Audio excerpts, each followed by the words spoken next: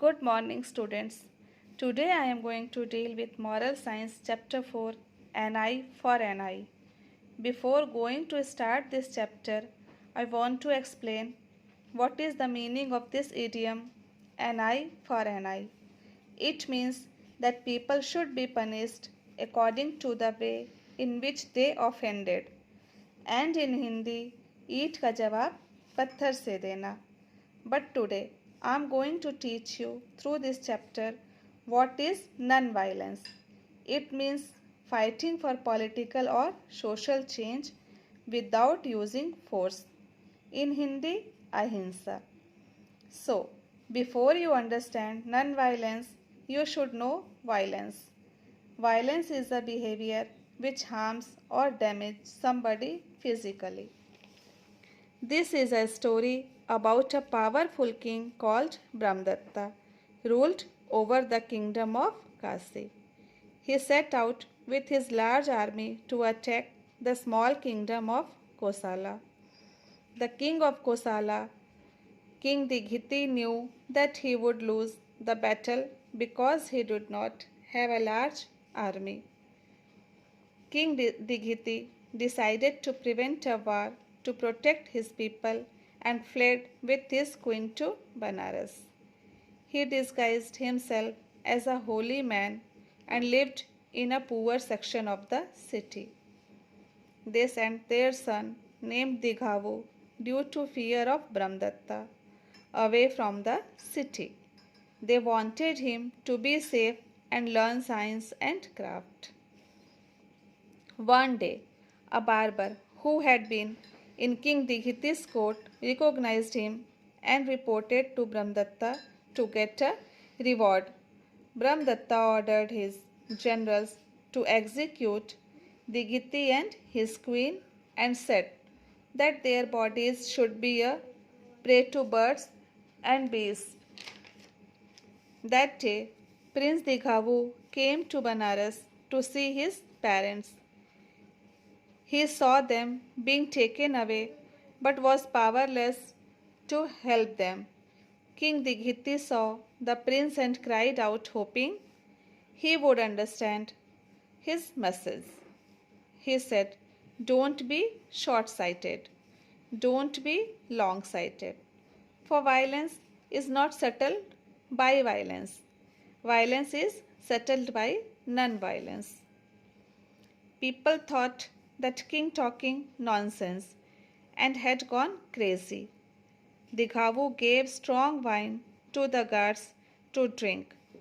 When they were drunk and asleep, he quietly performed his parents' last rites. Last rites means burial service. When Brahmadatta saw the pyre means chitta, he was afraid the Dighavu would take revenge and kill him. Prince hid himself in the forest, and after some time he felt that the danger had passed. He went to the royal elephant's shade near the king's palace.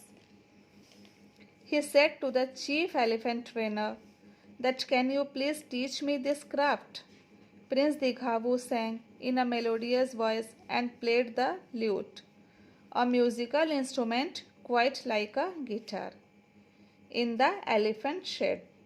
When Brahmadatta heard Dighavu singing, he was very impressed and offered him to stay in the palace and attend to me. One day Brahmadatta and Dighavu went for hunting, and Dighavu was driving his chariot. They were separated from the hunting party. King was tired. He dismounted meaning to get off something that you ride, and rested his head on Dighavu's lap and slept. Dighavu thought that Brahmadatta, the king of Kasi, has destroyed my life and killed my parents. It is a good chance to take revenge. Dighavu gripped his sword and drew it out from the sheath. As he brought it near Brahmadatta's throat, he remembered his father's last words and kept the sword back. Brahmadatta opened his eyes and said, "Young man, I have a bad dream. I see Dighavu coming towards me with a sword to take revenge. Dighavu clutched the king's hair and pulled out his sword again and said that I am Dighavu and I am here to take revenge. The king begged to Dighavu for grant his life, and he promised that he will also not hurt to Dighavu. Both of them agreed never to hurt each other again. Then Brahmadatta asked meaning of his father's last words. Dighavu explained, my father meant that we should not be quick to break up a friendship. We should not allow hatred to last for long. You stole my parents' kingdom and killed them. If I will also kill you in revenge, then your well-wishers will kill me, and those who desire my well-being will kill you in return. The violence will be settled by violence. Now you have granted me life and I have granted you yours. Violence will be settled by non-violence. King Brahmadatta marveled at Dighavu's wisdom and restored his father's kingdom to him. So, students, always handle problems in a non-violent way. Physical violence is destructive or it can causing a lot of harm. So, students, once again you read the chapter. Now you can do it. You can read by your own self. Here is given about Mahatma Gandhi. How Mahatma Gandhi introduced the principle of ahimsa and applied it in daily life. Mahatma Gandhi is often called the father of the non-violence movement. Read this one and think a little. How India got freedom through non-violence. This one also you read and try to understand. Answer the following questions I will give you in group. Now do it now. Question number 1, question number 2 and 3. In question number 2, there is written discuss the following. Any issue of injustice, conflict or violence that affects your life or community. Here is written discuss, but you have to write.